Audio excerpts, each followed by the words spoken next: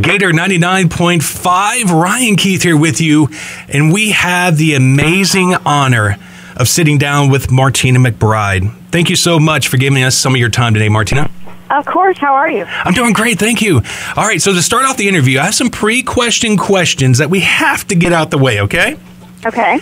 Skittles or M&Ms? M&Ms. Chocolate or vanilla? Chocolate. I think I saw that with the M&Ms. Okay. Long walks on the beach or cuddling on the couch? Ooh, that's a tough one. I'm going to go for cuddling on the couch. Awesome.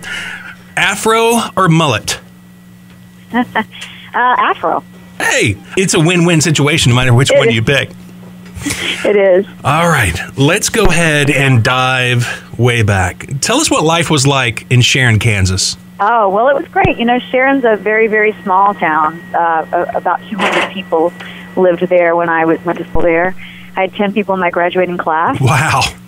And it was just a great way to grow up. You know, it was free, and we played outside all the time and rode our bikes, and you know, I didn't know a different way. So it was awesome, and a great sense of community. And I grew up on a farm, actually. Right. About 10 miles outside of Sharon. So it was a great upbringing. Right, and that's where your love for music began, with your father being an influence there.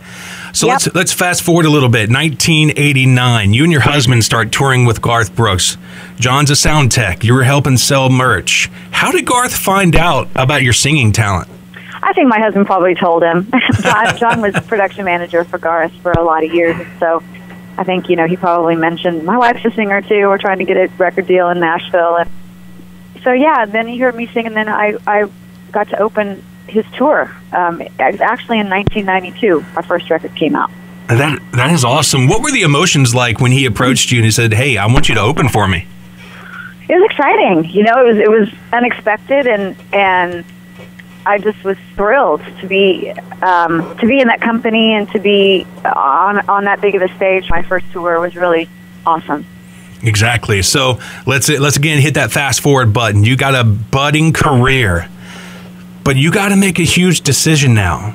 Be more involved in your daughter's lives, or get this money while you can, because for a lot of stars out there, it's a very narrow window, right?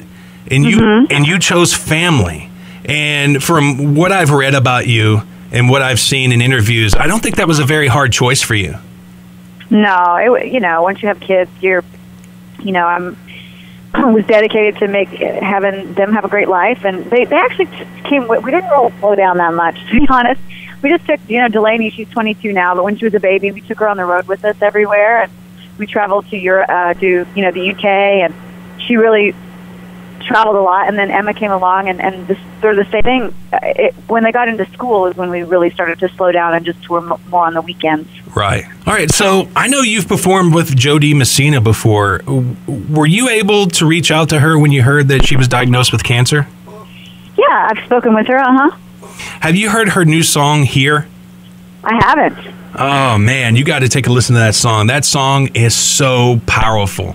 She wrote it with a team after, you know, she found out she was diagnosed with cancer. And I tell you what, the faith in that song to know that whatever happens, she's good.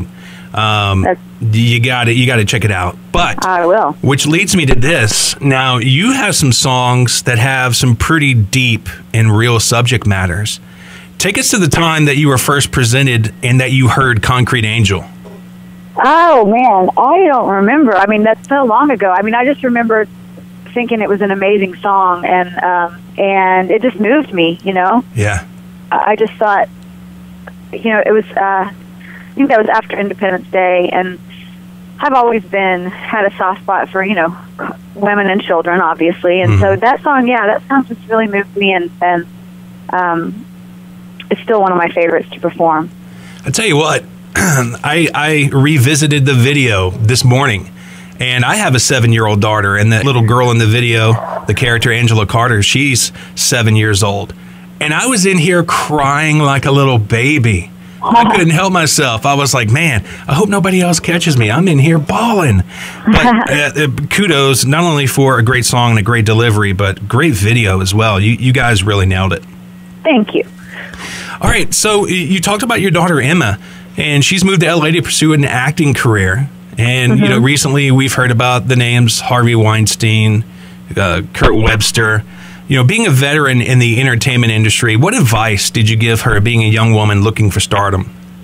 Oh, you know, she's a smart girl, and she's very wise and savvy, and she's been around this industry her whole life. So I'm not worried about her at all. I think she's, you know, we talk every day on the phone, and we've surrounded her with some really good people. She's surrounding herself with some really good people. You know, I check, as a mom, of course, I check everybody out. Right. But yeah, no, she's going to be fine. She's excited. She's taken some classes, and she's found a really great acting class that she loves, and so it's exciting to see her dreams. You know, her pursuing her own dreams. Definitely. Does she have like a genre she's wanting to get into, like drama or action or anything like that? Probably drama would be her forte. She's wanted to be an actress since she was like 10 or 11 years old. So right on. So you're going to be playing just in 3 days on Thanksgiving Day at LaBerge Casino here in Lake Charles. We are so happy to have you here. And let's talk a little bit about your Joy of Christmas tour. Now, this is your 4th Christmas tour, and I was watching the video on your website from the Chew. What are you most excited about for your Christmas tour? I'm just excited to do the show. It's such a beautiful show, if I do say so myself. It's really, you know, we've created an environment that's very Christmassy and very visual. So there are a lot of pretty things to look at, and of course that, you know, the classic Christmas music that we all love. And it's just always been one of my favorite tours to do. It feels, and I think the fact that we only get to do 16 shows, you know, it makes it more special for us too, because everyone is just, we know that it's not going to go on forever. So yeah, it's a really, really fun show, and I think my goal is to put everybody in the Christmas spirit by the time they leave. So I think we accomplished that. Yeah, there's no better spirit to be in. So if you want to catch Martina Mcbride on her Joy of Christmas tour, simply go to our website, martinamcbride.com. Check out the tour link. Now, being in Louisiana, what's your favorite Cajun dish that you have to have when you're here? Oh, gumbo, of course. Hey, that's what I'm talking about. All right, so the last thing, I want to know more about your team Music is Love. I mean, we've talked about the impact that music can have, especially country music, being rooted in faith and being rooted in family. And you've been a huge example of that. Talk to us a little bit about your charity, Team Music is Love. Yeah, well, Team Music is Love is my charity initiative, and it started as very grassroots and fan driven. The fans really kind of come up with projects that they want to work on, and it's, you know, sometimes we do projects in each city that we tour in to give back to the local community. We've done work with hunger relief, and you know, we started a music program in Guatemala for the young girls there at Covenant House, and we just did a big diaper drive a couple weeks ago here in Nashville, and gave away 53,000 diapers to people who need those. So it's a variety of things, which I love about it. It's not really centered on one thing. You know, there's so much need in the world. So this really, we cover a lot of ground and make a difference. And the fans are the ones that go out and do all the volunteering and make it happen. So if anybody wants to check it out or join us, you can go to teammusicislove.com and read what it's all about and join us. We'd love to have you. Well, Martina, thank you so much again for the honor of you giving us a few minutes to talk about your new Christmas tour, as well as coming here to Lake Charles and all these other questions we asked you. It has been an honor. Thank you so much. Awesome. Thank you, Ryan.